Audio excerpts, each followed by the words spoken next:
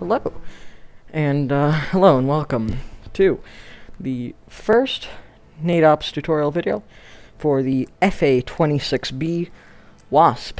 Today, we'll be covering sections 1 and 2, which are Cockpit Familiarization and Startup. So, let's get right into it.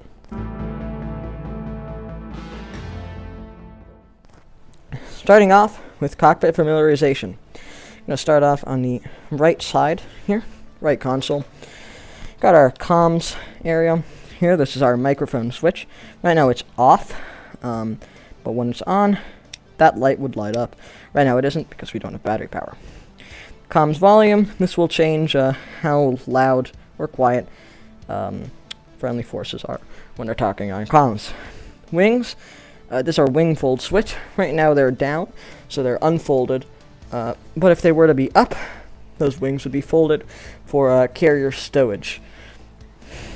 We got our brake lock. This is our parking brake switch. Next, we have our engine and APU panel, as well as our canopy and our main battery. Main battery, pretty self-explanatory. It's the main battery. Is not infinite, though. Does not come with its own generator. So, in order for it to continuously have power, either the engines or the APU must be running. Then we have our engine switches and our APU switch. All three of these are covered, and they can be flicked on and covered again. Above the engine switches and below the APU switch, there are RPM gauges for rounds per minute. And we also have above the engines, above the engine's RPM gauges, we have our engine failure lights. These will light up if any of the engines has failed. Our canopy lever, this will close the canopy. A lot of people forget to do this, but make sure you've closed the canopy. It will rip off in flight. Now, we have the front area. We're going to start with the top center console. This main function of this is the autopilot. We have our all of our autopilot switches, which will be covered later date. We also have our MFD swap. This will swap the page that is on these large multifunction color displays. We also have our multifunction display brightness, which will affect all of these. We also have our HUD and HEMIC switch up here. This will turn on our heads-up display, which shows vital flight information, and this will turn on our helmet-mounted queuing system, which will be covered at a later date. Now, we have our clear waypoint and our altitude mode switches. Altitude mode sets our altitude on the heads-up display between barometric and radar, and our clear waypoint will clear the currently selected waypoint that is being displayed. Master caution light here. You can shut the master caution up by clicking it. HUD tint. This will tint the HUD, make it darker in case the sun is coming right at it and it's hard to read the numbers. HUD brightness and HUD declutter. HUD declutter will remove varying levels of information from the HUD. Then, we have our multifunction displays here. These are our two large multifunction color displays. These are our two mini multifunction color displays. Note, they are not touchscreens, and in order to interact with them, you must click these buttons here.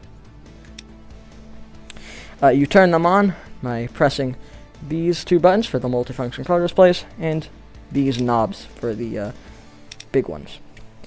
Next, we have our standby avionics panel here. We have our standby speed indication, our standby barometric altimeter, our radar switch, our standby artificial horizon, and our standby VSI, or vertical speed indicator.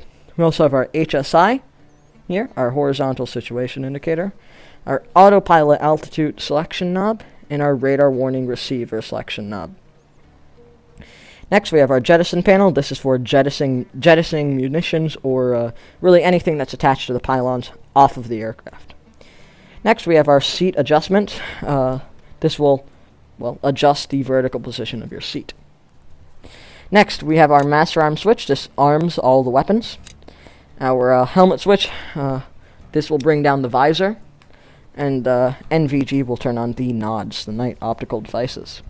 Here we have our CMS, or our countermeasures selection switch. You can toggle whether chaff or flare are dropped, and this would also show the number of chaff and flare on board. Next we have our flaps lever over here to 0, 1, or 2. 0 is up, 1 is the middle position, and 2 is all the way down. Our landing gear lever, currently it's down, and it can be up. We also have our landing gear status indicators. Green will say that they're up, orange or yellow will be in transit, and red is down.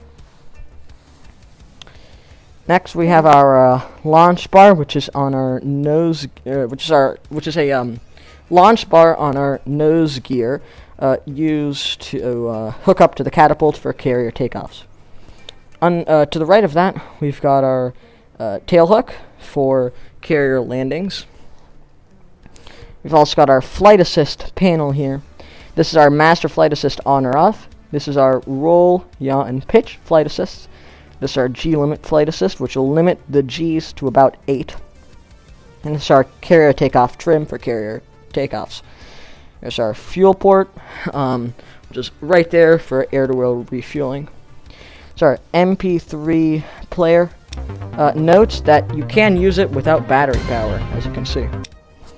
This is our lights panel, pretty self-explanatory, and our fuel dump switch. Next, probably some of the most important things to know what they do. This is our throttle. This controls how much engine power is put on. Right now at idle means that no engine power is being put on. Up here at afterburners means that maximum is being put on. Note that there is a spot right here. This is military power. This is the maximum power without afterburners. We've also got our ejection handle. If you grab this and pull it up, you will be ejected from the aircraft. Probably most importantly, we've got our stick. In the side stick configuration by default, the stick is rotational.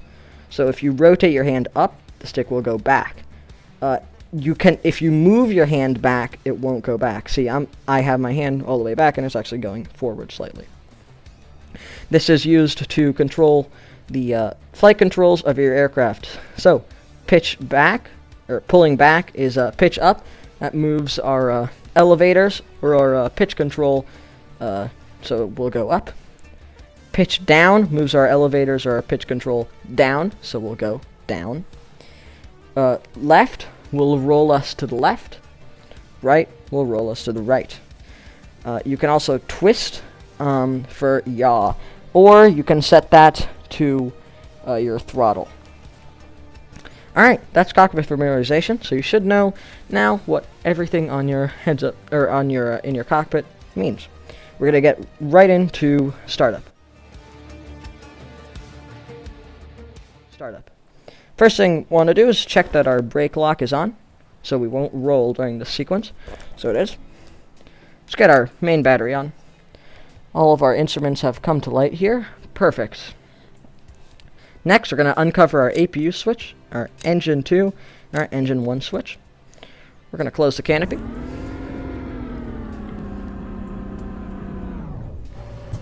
Okay, and canopy is locked in. You can also toggle this mirror if you would like. Next, we're going to get our APU going, so this will supply the battery with enough power to start both of the engines.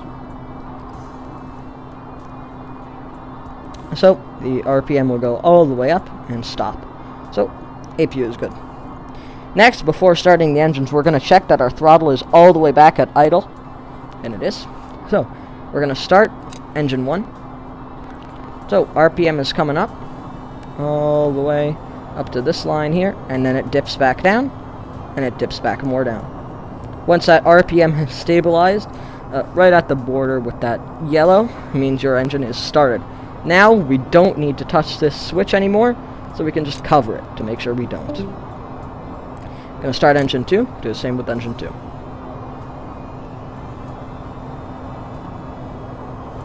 Note that in emergency situations, it is possible to start both engines at the same time.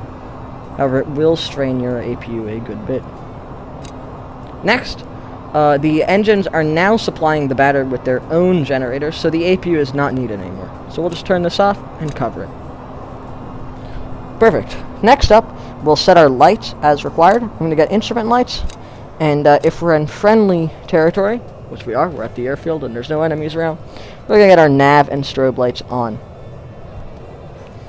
Next, we're going to get our heads-up display and our head-mounted queuing system on. Next, we're going to get our multi-function color displays on, as well as our mini multi-function color displays. Oh, God, there we go. While we're at it, we can also set these up as we want. Perfect. Next, we are going to ensure that our flight assist is on. We're going to ensure that our parking brake is still on. It is. We're going to get our microphone on. I'm going to turn this back on because I don't need to contact them. If you are on the ground, not on a carrier. If you're on a carrier, disregard this. We're going to make sure that our wings are down, which they are. We're also going to get our flaps down to 1 in preparation for takeoff. Lastly, we're going to make sure that this jettison light, meaning jettison is armed, is not lit, and it isn't. So, at this point, we will be ready for taxi. And yep, so that concludes sections 1 and 2 of the A-26B NATOPS tutorial for VTOL VR. Hope you enjoyed. See you next time.